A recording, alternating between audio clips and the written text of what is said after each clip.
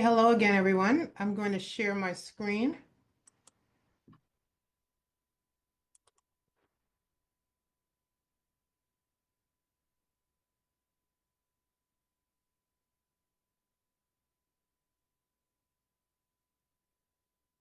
Okay, do you all see that?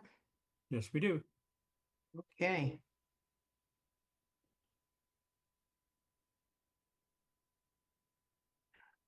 Okay, this is the agenda that I'm going to follow. I do want to just acknowledge two quick things. National First Responders Day is coming up this month. That's October 28th. And again, that's a day, actually, it's a relatively new holiday. It was passed by the Senate in 2019. Essentially, it acknowledges police, fire departments, EMT, medical, paramedics. And it's just a way to thank them for their strength, courage, and their willingness to respond, be the first ones to respond in the event of an emergency. And this is also Economic Development Week, October 20th through the 24th. I want to acknowledge the importance of that and importance of small businesses and their role in the community. So that day is really just designed to increase awareness.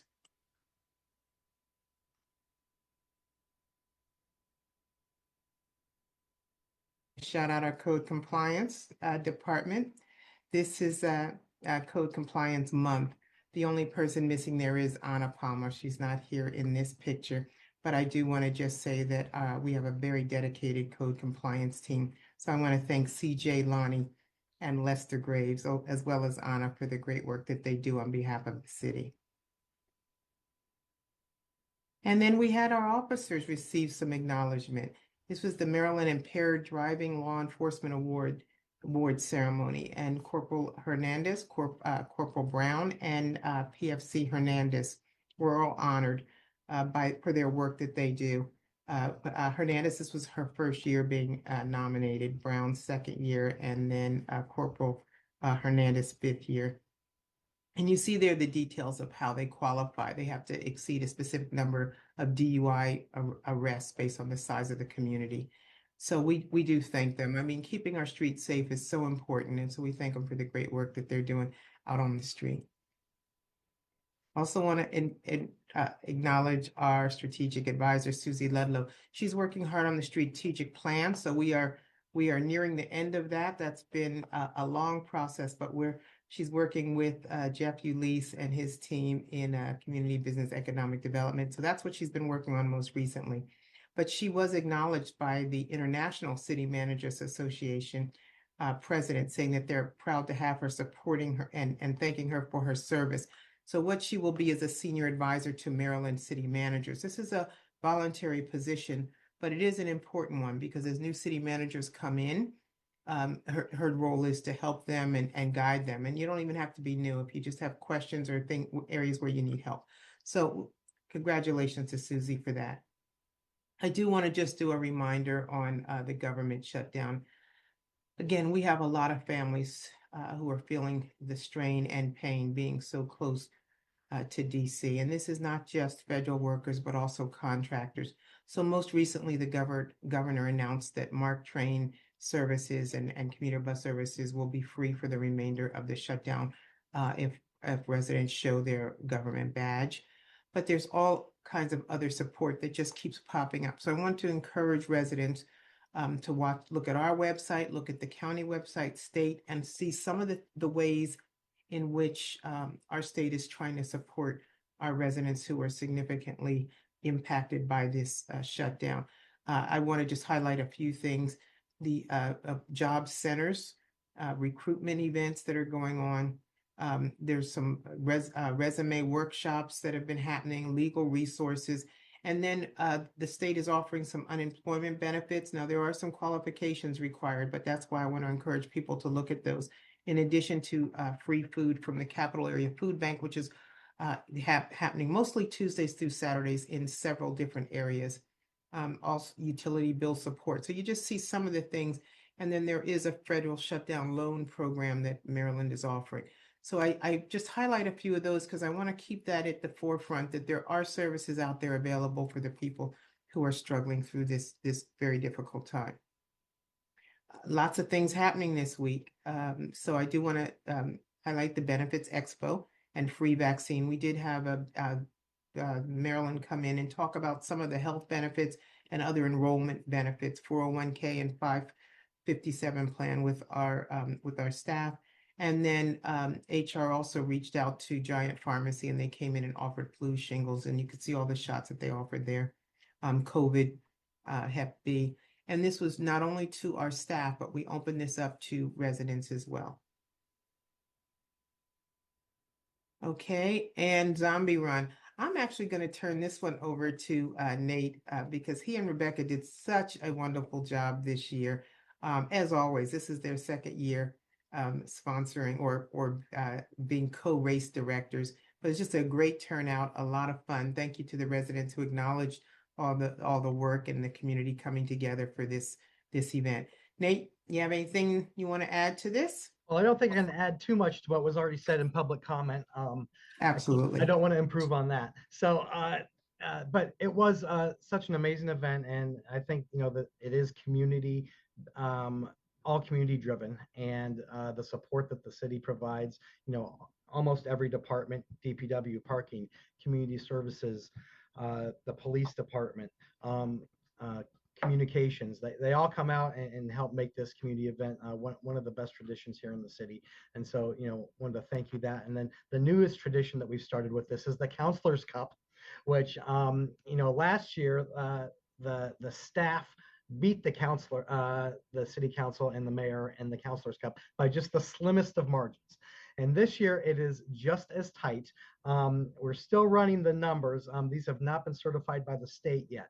So do not take this as fact. But it is looking like with a late surge of Ward 5 presence from your council president and council member Nisbet, that the counselors have maybe edged out the staff in this year's Counselors Cup. But wait for those certified results to come in the weeks ahead. Yeah, I understand. Councilmember Haba was there. I think he ran. So yeah, we didn't get pictures of everyone because they were all over the place. It was a huge turnout.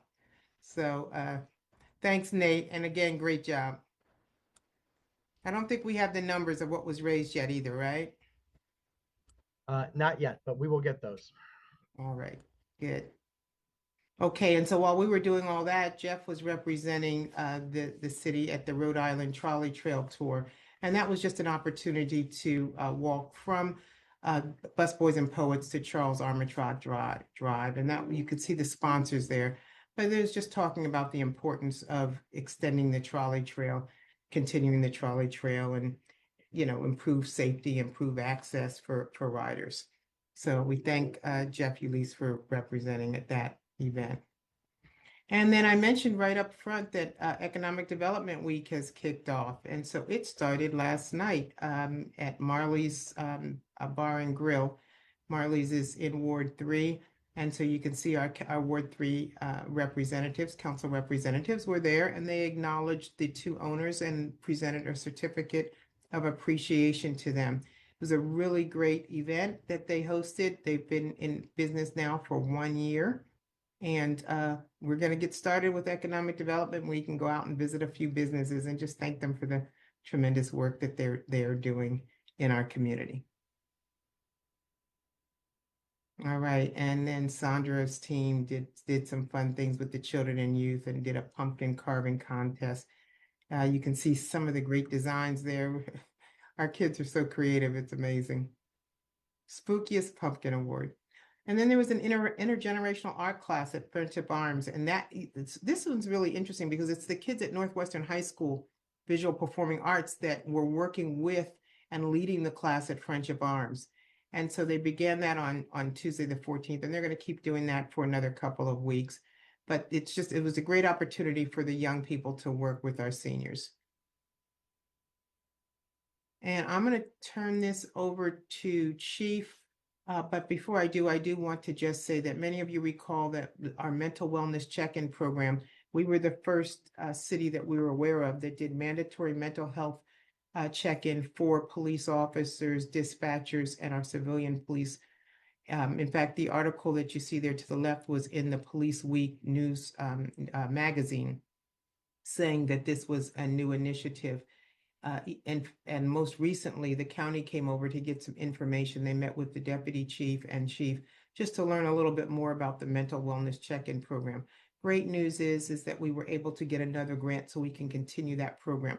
We started this in 2021 with a $118,000 grant. The grant then dried up. So we've been since that time looking for money so we can keep this program going. Again, it's a way to take the stigma out of mental health support for people who may need someone to talk to, but don't want to reach out. So when you make it mandatory for all of our officers and staff, police staff, it makes a huge difference. Chief, anything to add to that? I just Yeah, said I'm thanks. turning it over to you and I kept talking. No, it's all good. Thanks for the opportunity to speak to it, Trace. So we had originally applied for $125,000 grant. That was the cap on the grant application. So we went ahead and submitted for that. What we're seeing nowadays is GOCCP is receiving a lot more applications as you're seeing municipalities across the state tightening their budget and hunkering down financially. So the GOCCP was only able to award half of what we asked for.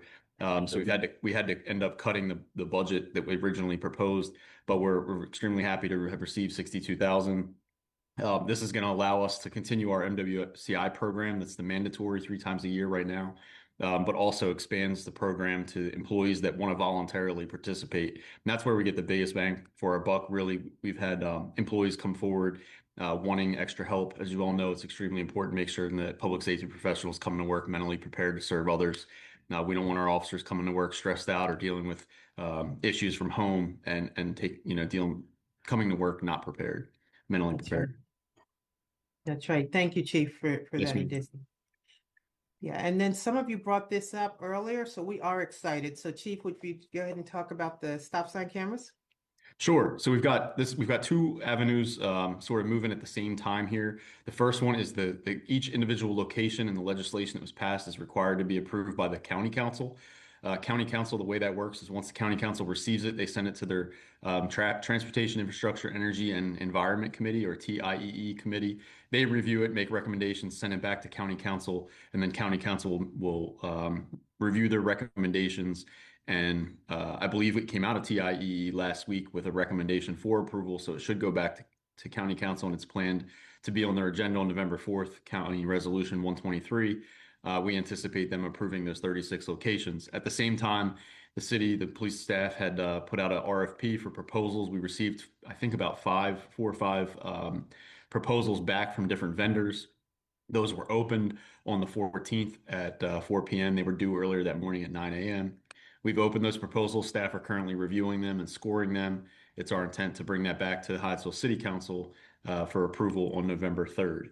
With that being said, we do have received constant community feedback throughout. We've been reviewing that feedback and responding. We've had some pretty good ideas from community members. One of the things that we're working on right now is we're putting together a list of Q&A of frequently asked questions so that we can put some answers to go along with those questions that we'll put out on social media and on our website, so that folks can go there and find answers to their questions.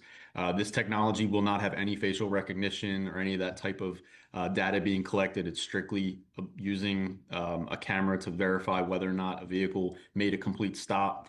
One of the reasons that this has taken us quite some time, and if you look around the county and look at a lot of the bigger municipalities that are taking their time, none of the 4 large municipalities have launched this program, because we're thinking through it methodically. We're working together to make sure that the technology is got best practices incorporated into it, so that we're not just issuing citations to every single vehicle that doesn't make a complete stop, that we actually have some strategy associated with it. We're looking at using LiDAR or radar to incorporate a speed measurement into the violation, so that we can say not only did the vehicle stop, but it didn't go below this particular speed. That's just one of the things that we're thinking about as we move through this. So we do expect to bring a vendor forward to this body on November 3rd for approval, and then expect the locations to be approved on November 4th, a day later, by county council. And then we'll see, hopefully, a vendor within the few weeks after that, installing these cameras. With that being said, the one thing, I know I'm talking for a while, Trace, one thing I want to add before I hand this back over to Tracy is that we will not have 36 cameras popped up throughout the city. We'll have, somewhere around a reasonable number of cameras, somewhere around 6 to 8 cameras. It all depends on how many we can basically we can afford on our expenditure budget and how many cameras we can pay for. Although they are cost neutral, we have a certain dollar amount budgeted within the budget, and so we'll be limited to that, and we'll move those cameras around the city based on resident input, crash data, things like that. So you will not see 36 cameras pop up all at one time. You'll see a few cameras, and they'll strategically move throughout the city based on resident input and crash data. Good, thanks, Chief. I Yes, know ma'am. that was a big question, and will we actually have 36 cameras simultaneously? So we will continue the project updates. I heard someone mention that. Someone mentioned that earlier. I'm not sure who mentioned that, but we will continue with those. Today, we're just going to talk about West Hyattsville and some of the street traffic calming projects or upcoming meetings that we have. Leslie, I'll turn that over to you. Thank you, Tracy. Good evening, Mayor and Council. Yes, we'll talk briefly about the West Hyattsville project and road project. We do have a more robust report that we will be bringing to you more than likely at the next council meeting, specifically to detail some of the design phases that we're now going through in West Hyattsville, and again, additionally, some of the other street projects that Ms. Weisguth had requested and talked about during the council open session. Sorry, the council. Yeah, Leslie, get your stuff together. Community comment. Community comment. So Hal is here, Deputy Director Metzler. If you would be so kind to go through these two slides with council, I'd appreciate it. Sure. Good evening, Mayor and Council. Those of you that were on the council back in 2021 might remember seeing this plan. This is kind of the approach that we were taking to the neighborhood. We, instead of trying to plan the entire neighborhood at once, we tried to divide it up into similar streets with similar issues and similar work that needed to be done. So it got divided up into 10 phases, and we've been working on different phases throughout the years as the time and the funds were available for them. Just to highlight, we've completed work in phase 1, which was curb, sidewalks, and asphalt. Phase 2, we worked with Washington Gas and got the whole section of phase 2, and actually phase 9. Those streets were all together, and a lot of gas mains were replaced, so we got Washington Gas to resurface all of those streets for us. Phase 5 is the pedestrian safety improvements. Those were the street art and the intersection realignments that we did on Nicholson Street between Acre Road and 31st Ave. And then phase 7, which is the area adjacent to Nicholas Orem School. We did concept design and planning with Prince George's County Public Schools, which was a lengthy process and challenging, but we did finally come up with something that both the city and the school could agree on for concept for that work, which was a tremendous achievement for all of us. Some of the changes to this plan is that phase 10 ended up being removed. Subsequent to when we proposed this, we did find out that that section of Lancer Drive is not actually a city-owned street, so we couldn't do any work on it. And then we did add the West Hyattsville Green Alley project, which many of you may remember from the ARPA discussions over the last couple of years. And then if we can go to the next slide.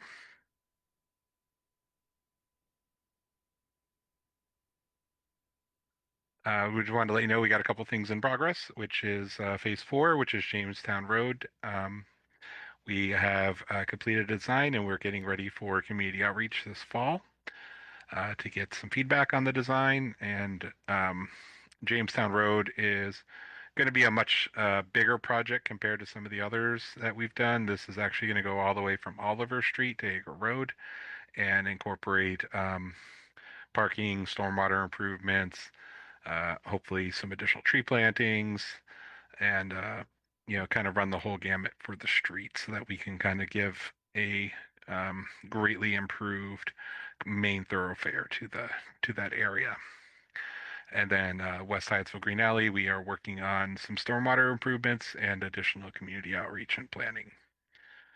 There are a couple phases that will be budgeted and scheduled for future fiscal years, and those are the phase 4 construction for Jamestown Road, the remaining design and construction for phase 4, which are the streets 35th, 36th, 37th, between Nicholson Street and Oliver Street, phase 3, phase 6, both design and construction, and then phase 7, which is design, construction, and coordination with Prince George's County Public Schools. Thank you, Hal. One thing just to mention and to kind of give you a scope of service and when a project this size. So when I started in 2013, we were working on University Hills, which is probably half the size of this project.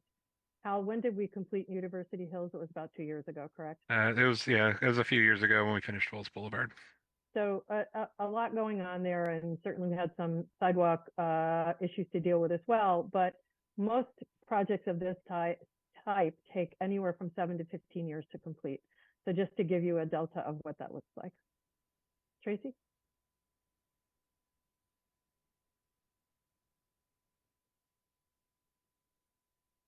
Ms. Douglas, you're still on mute. Thanks, Tracy. Thank you. I'll take this if you want me to, All right. or you go right Thank ahead. you. It's all yours. Okay, Leslie, this is Yeah. the upcoming traffic calming meetings. And so I just want to make sure that everyone knows that we continue. Leslie's out there in the evenings and reaching out to different residents. We do have some traffic calming petitions. We have some people who would just like follow up. And so this is just a snapshot of some of the upcoming meetings where we'll provide updates and identify some of the areas that we can continue to work on. And these are just for this week. Yeah, they're all this week. One next week, I guess. Okay, so this one is, we just got word today that from State Highway, many of you remember the fatal crash on 410 and the 4300 block on East West Highway. And so we just got word today, and I'm looking at the response now where some of our council members work directly with our state senator and some of our delegates and the residents, and they continue to walk the area. So we'll provide a little more update on this, but they did have to complete the study just recently where they have talked about some of the targeted safety improvements that they will implement to reduce vehicle speed and just make some necessary safety improvements. So they do indicate that they've relocated 2 trailers to the area, that some of their final recommendations are going to be to update all of the speed limit signs at targeted locations, some horizontal curve warning signs with intersection name plaques, just to increase motorist awareness essentially. But they have a lot more that they are planning, and so we'll give you a better overview. But I did just want to highlight that the state did just get back to us, and again, we just received this today. So we just inserted this to let everyone know that there is work being done. And then I'm just going to end with some upcoming events. On Saturday the 25th, we have, that's this coming Saturday, we have in Driscoll Park, the Treatorama. So please bring your kids and family out. There's a lot of fun things that happen there. And then right after that, we've got Trunk or Treat over at Northwestern High School. That's from 6 to 8. And once again, we're bringing back that virtual pet costume that's open through the 26th. So submit your pets in their costumes so that we can vote on best dressed and best costume. And then here's some of the weekly updates that we continue to offer with the Zumba fitness classes on Monday and Wednesdays at 4 to 5 right here in the building. Hyattsville is home art classes on Tuesdays 10 to 12. And seated exercise for the older adults is on Wednesdays. Bilingual literacy class on Wednesdays from 12 to 1. And planning committee, we have some committee meetings. Planning committee is the first one, Tuesday the 21st, which is tomorrow. Health and wellness is the 23rd. Health Wellness Advisory, Recreation Advisory Committee. Age-Friendly Work Group is Friday the 24th. Educational Advisory Committee, Monday the 27th, and then Tuesday the 28th is the Race and Equity Task Force meeting. And then some other upcoming events. We've got bulk waste, drug take back day, treat-a-rama, trunk or treat. Registration is going to open for winter camp. Now remember, we do that in that period of time when schools are closed in the winter. That's going to open. Registration will open on the 27th of October. Care Partner Support Group is on Friday the 31st. Teen Exploration Camp and Early Dismissal Camp. And again, this is about the third year that we're doing the early dismissal camps. When schools close early, we open camp for residents. And I do want to wish Ron Brooks a very happy birthday today. Today is his birthday. And Mayor and Council, that is all I have. And so I will stop share and take any questions that you may have for me or the staff. Okay, thank you, Ms. Douglas, and congratulations, Mr. Nesbitt, for beating the staff in that race. I don't think we need to official count it this time. I think this is good enough. Council, you have any questions? Mr. Solomon? I still think we should audit last year's number because I'm not convinced that was accurately presented, but I'm happy. I think you must have lost or something.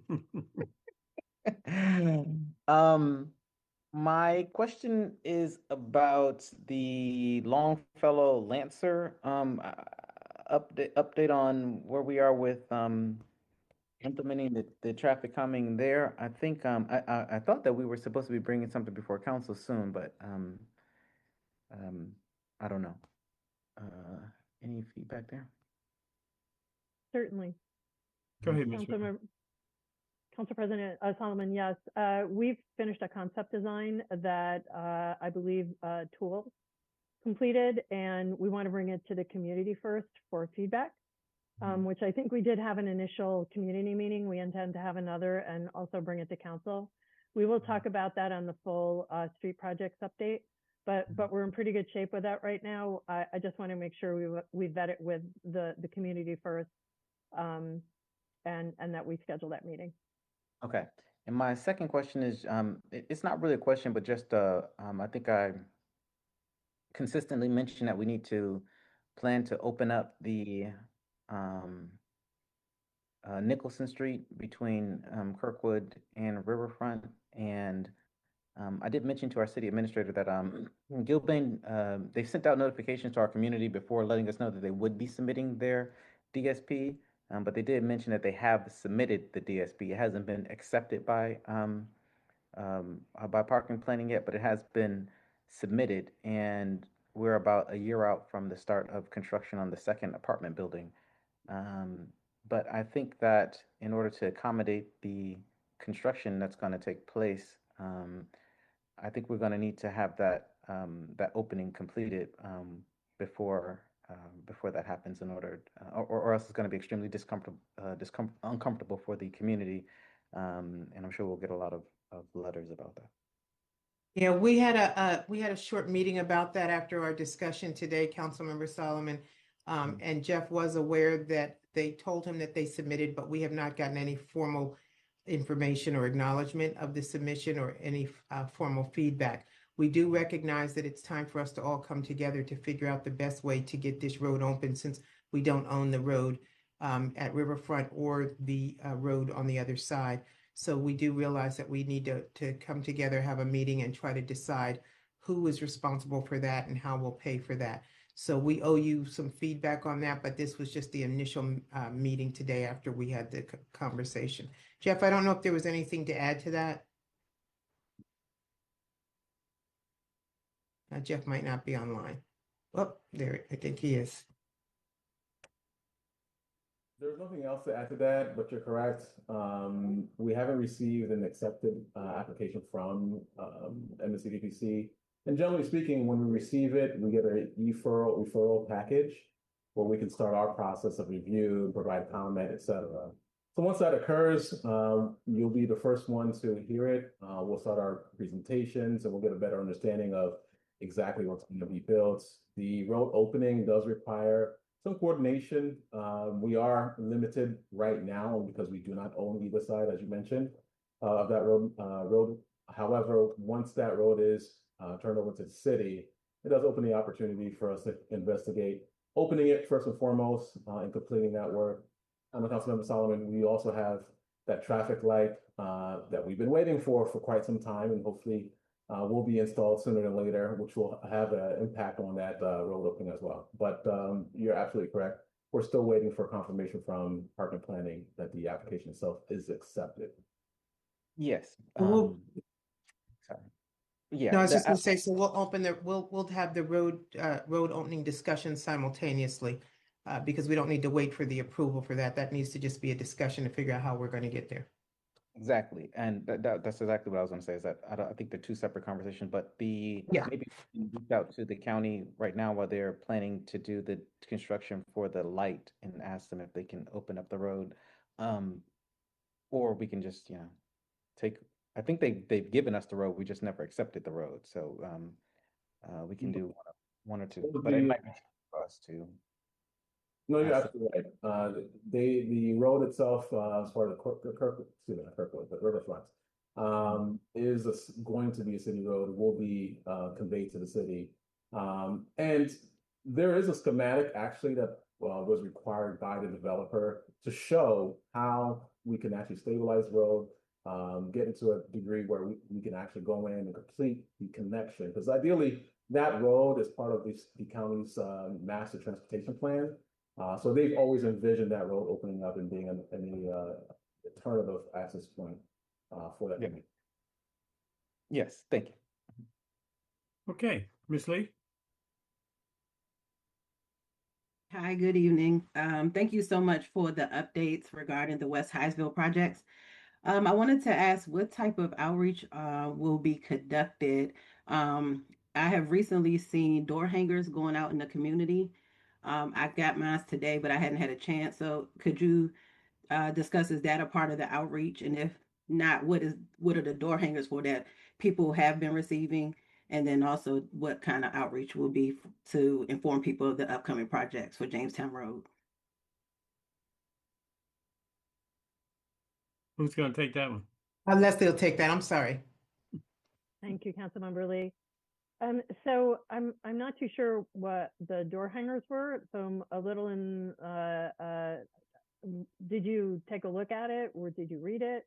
I briefly read it, but it did say Department of Public Works, and it did discuss outreach about what's going on in the community. If you give me a moment, I can go get it, unless someone else has received it. It's the the climate, environmental survey. yeah, it's Hold the on. climate action plan. Oh, okay. Climate action plan. Okay. So often we'll put a door hanger out or a flyer when we're going to have a meeting. I know that we have a very great communications team. Cindy's amazing. Laura's folks are great.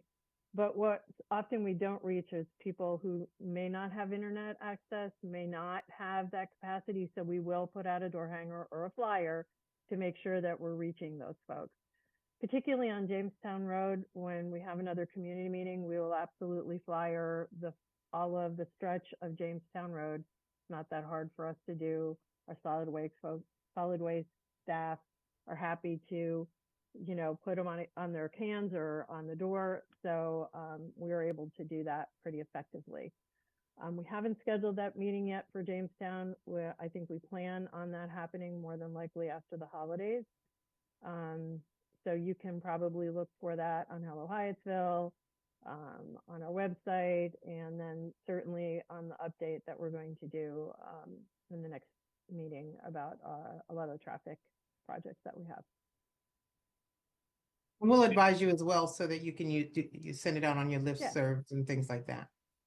Okay, and will it be more than one meeting, and will it be virtual as well as in person? I would guess, because it's a pretty large scope and a pretty significant project, that will have issues with parking and disturbance in some of the curb area, that we're going to more than likely have multiple meetings, some of which will be face-to-face and some of which will be online. I still have a pretty vivid meeting of so many meetings at University Hills, but we had a lot of controversy there. So there was just a lot of explanation that had to happen. but it's just not a couple times. We have to really reach out to the community and try to catch everybody. Right. Thank you so much, because I do think that outreach is definitely going to be needed, because there will be concerns, especially regarding parking and other issues there. Definitely. Thank you. Yeah, you got it. Mr. Redmond. Thank you. I just wanted to thank the city administrator for this update. I thought it was very informative, and I think if any resident is looking or waiting for something spectacular or amazing to happen in Hyattsville, you just got a 20-minute rundown of all the amazing things the city does day in and day out. Special thank you to Public Works for showing up in Ward 3 last week for our traffic meeting and being so flexible and accommodating and smiling through the thought bubbles when we were asking for so many variations on the plan. So thank you very much. Looking forward to working with you some more on that project. Thank you. Mr. Barnes. Yeah, thanks for the update. I wanted to circle back to some of the discussion about the stop sign cameras.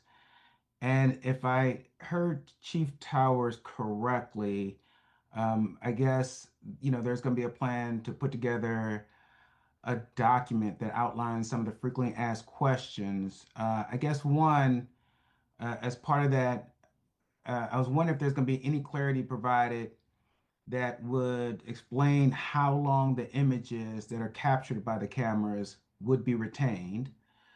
And then second, since we are only going to get a subset of the 36 cameras, I was interested in learning about who will have access to the images that are recorded in the cameras that we possess. In other words, would other municipalities have access to that information throughout the county, or would all that be kind of contained within the city of Hyattsville? Go ahead, Chief. Yeah, appreciate the question. So as far as how long the data is stored, I'd have to get back to you. I don't know that off the top of my head, but I know it's not forever. I think it's some period of time, 60, 90 days, I believe, but don't hold me to that. I'll get you the answer and I'll send that to Mayor and Council after this meeting. Related to who can access the data, it's no different than any of our speed camera or red light camera data. There's thousands and thousands of images in the system. They're only accessible to our staff. There's a Maryland law that was passed that protects this data. The data can only be accessed by Hyattsville Police Department. If any other law enforcement agency needs access to that data for some sort of investigation, criminal investigation, they have to provide a subpoena or a court order is the only way we can release it. Perfect. Thanks a lot. Yes, sir. Good. Mr. Hopper. Thank you, Mayor. Thank you, City Admin, for the overview. That was good. I do have a few questions. I think I'll start with the stop sign cameras. Chief, do we have the list of the 36 locations that have been identified already? Is that something in the works still? So, I'm sorry, Mayor. May I? Yeah, yes, absolutely. To the Councilmember Barnes's point, he mentioned 36 cameras. I just wanted to clarify. There's 36. There's only going to be a handful of cameras. It could be somewhere between 4, 6, 8 cameras at Not most. the number, Chief, but the location. Do we have the location identified? The Or 36. not yet? The 36, yes. The 36 locations have been identified based on crash data, traffic data, and resident input, resident complaints. They were sent to the county council, and they were publicly disclosed at the county council and the TIEE committee meeting, and then we'll come back through county council and we will post those locations on our website, on our automated enforcements page, just like we do with the locations for speed and red light cameras. Yeah, I thought I sent those out, but maybe, Chief, I've got to go now back and look. I can't say for sure, but I thought you sent those to Mayor and Council for Yeah, us. so we'll do that. We'll get those published. We'll get those published right away. It's public information, but we'll get those pushed out to you because I'll have to go back and look. I thought I sent those out a couple months ago. But I'm we'll asking go the back. question because I don't recall seeing that. Yeah, You might have yeah. sent it, but it would have been nice for us to have a conversation around that list to make sure that the critical points in the community are being touched. I know when the conversation started, I did So- suggest few locations to shift, but I don't recall the compiled final list being shared or discussed. But I If would I- appreciate if that list can be sent out. If I may add one more thing to that. Okay. So originally what we did was the bill that was passed at the state level requires that the cameras can only be placed within a certain distance of a school zone. We had our GIS team plot those school zones within our city, and we came up with 35 locations. So we submitted all 35 locations to the county council, knowing that those locations take a significant amount of time to receive approval. That way we could move our cameras around the city based on community concern. We went back to the GIS team and said because at the time there were only 35 stop signs within those school zones.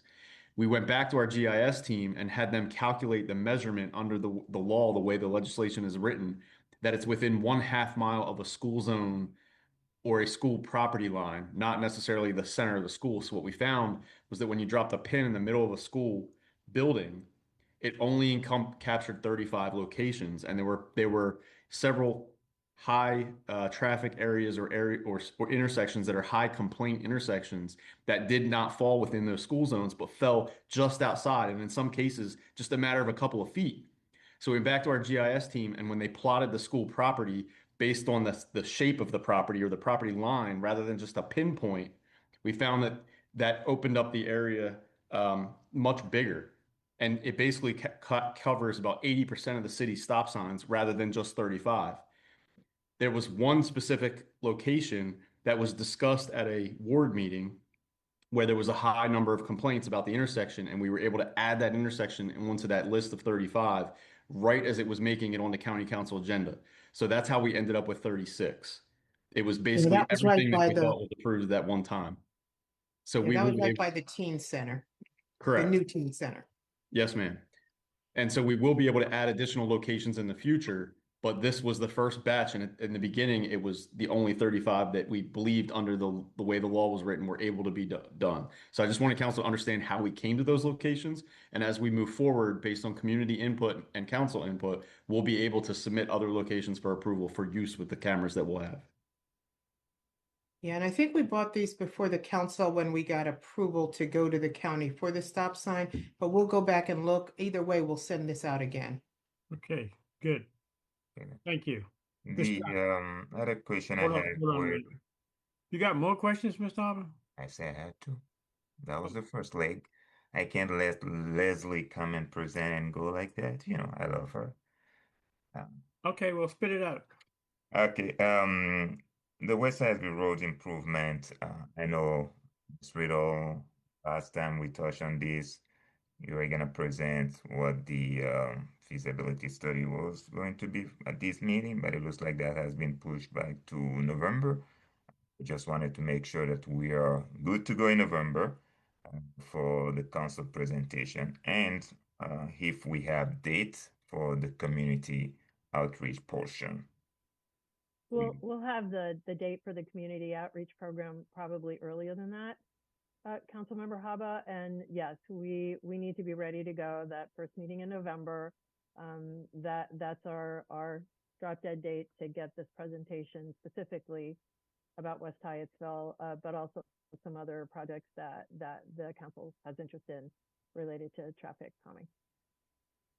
When should we expect the date for the community outreach piece? I think that we just need to sit down, and I need to take a harder look at the concept plan to understand and sit with Hal and both Taylor and I. Having lots of community meetings keeps me busy, so we will probably decide that this week and get that out to Cindy and get it out to the rest of the residents as soon as possible so that we can meet with them again. Thank you. That's all. Okay, Mr. Abbott. Yeah, I just wanted to echo what was said in public comment about getting out in front with the information about the upcoming cameras. I think sometimes we talk about these things so much we forget that A lot of our residents aren't at every council meeting or committee meeting. And so they don't know how hard, especially staff, have been working to do these things the right way. You know, I'd love to be a part of putting those FAQs together. And I'm sure some of our committee members would love to be a part of that as well. Along that vein, I wanted to see where we were with some of that language that I had requested in that contract with LexisNexis. You know, a lot of these technologies are things that we had approved in a different political climate, and I know a lot of people are worried. So I wanted to see where we were with that update. Chief? Yeah, go ahead, Chief. Yes, ma'am. Thank you, Mayor. And Councilmember Stroud for the question. So we have been working with LexisNexis. They're extremely cooperative in wanting to make sure that, you know, we're protecting the data. They have sent me, as of today, an amended contract that includes the language not just about with what data we'll be sharing, but also the prohibition that none of our data will be accessible by ICE or any agent of ICE. So I'll be able to, we'll send that contract over to council ahead of the next meeting so that you all have it before we come to the meeting. Thank you very much.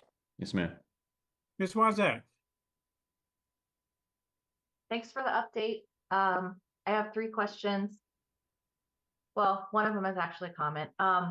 First, I just wanted to give a shout out to State Senator Alonzo Washington, former council member Sam Dennis, council member Danny Shively, and a lot of residents who attended a road safety audit on East West Highway after Angel Aguilar died in a crash there. Our city administrator mentioned this at the top. I just think it's really encouraging to see the quick curb / large yellow flexi posts that SHA installed on East West Highway between Adelphi and Baltimore, because that quick curb seems to work as intended in a lot of very challenging high volume locations near Hyattsville. For example, if you go over by the public playhouse, you will see those same flexi posts and they're working very well.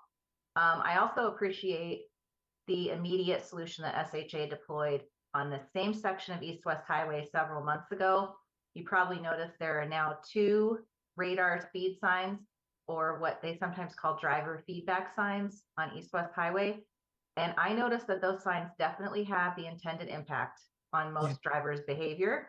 And it's really good to know that our road safety assessment resulted in some immediate changes and short-term changes. That is not always the case with these types of audits. It's awesome that that happened. So thank you for everyone's energy in that direction. The other thing is about the stop sign cameras. So now that this long list of rotating locations for stop sign cameras has been reviewed and approved by the county, and you can go find it there. I think some residents did find the list on the county agenda. I'm wondering, how can Hyattsville residents and business owners and employees and others submit requests for additional stop sign camera locations? Because they see people blowing through stop signs and they want to have an impact and get engaged. Chief? So any resident can contact us by phone or email us at police@hyattsville.org and let us know that they're having concerns. And basically what we'll do is we will we'll put one of the traffic counters. It's not a traffic counter necessarily, but it's a camera that captures stop sign violations, just to get an idea, to gather some data about the intersection, how many violations there are before we put a camera there. You know, we can't just put a camera on every intersection. We do have to, there is a monthly cost to the camera, so we have to make sure that there is some level, you know, not, some people will call and say, hey, we have a lot of violations this particular intersection, but we put a counter there and we only have a handful as compared to other intersections. So we'll collect data based on that complaint and then go from there. Great. Okay. So they can contribute to Absolutely. getting the data collected. Okay, great. Yeah, not only can they, but we want them to. Right. Okay. Thanks, Chief. Yes, ma'am. And my next question is just when, this is from one of the public comments that we received early, when can we expect Mr. Brooks' first quarterly finance briefing? And when can we expect the next audit report? Mayor, Yes, you may. good evening, everyone. Can you hear me? We can hear Yes. you. Thank you. Yes, so the FY24 audit is still in progress. Obviously, I've been working with the auditors for quite some time. This is our new firm. They're still getting acclimated to cities processes, the city's chart of accounts. And so I am hoping, I don't have a clear time frame as to when the audits get done. And obviously, that's on a schedule as we work through the testing with the auditors. That's with either the current auditor and even some of our past auditors. That's how that process works. So I'm hoping to get this 24 audit across the finish line as quickly as I can. I'm hoping to get it done in a month, first of the month. They're doing some additional testing. That is just only a clear sign if they're just being thorough. I actually like this firm. They're really thorough. They're a little slower. And so I've just got to ask everyone to just to bear with me on that. There is not, I just want to explain, this is not a process to where the treasurer tells them, I need it done by this date. It just doesn't work that way. And so they have to continue through their testing, and we continue to work with them to get through this.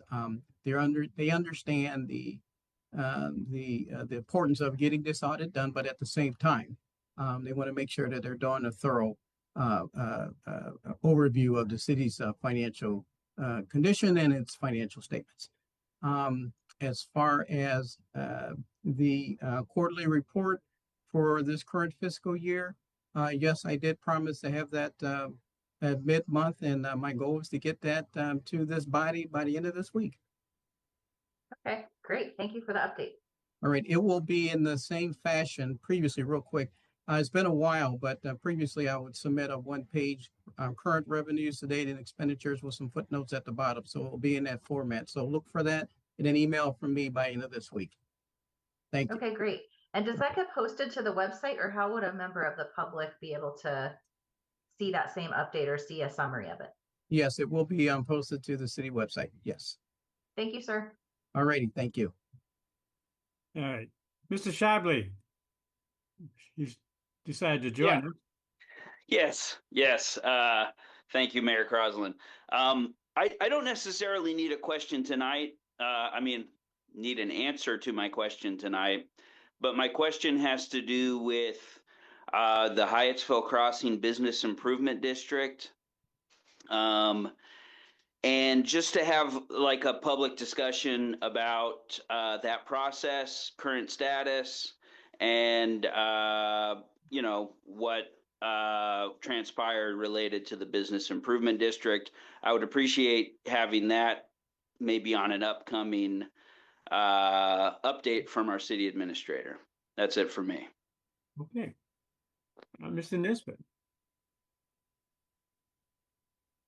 Hello, everyone. I just want to say thank you to the city. Thank you, Tracy and Nate, for all the hard work that went into the zombie run. Appreciate that. I know that there's a lot that our city does, and we brag. A couple of the residents here, we brag about the city of Hyattsville. Also, I just want to echo those sentiments for my fellow council members. It'll be great to see the list of stop sign cameras that Councilmember Haba had mentioned. And my second portion of this was also to add some fidelity to the process of submitting a request for where a camera should be. It sounds like the process is just to submit an email, but if we have something a little bit more fidelity, it'd be great to provide that information to a resident. So that's all I have. Thank you, though. Thank you for all the hard work and all the great progress that's happening. Good, thank you. We'll get that list out this evening or first thing tomorrow. We have that captured. It's just a matter of sending that out and posting it.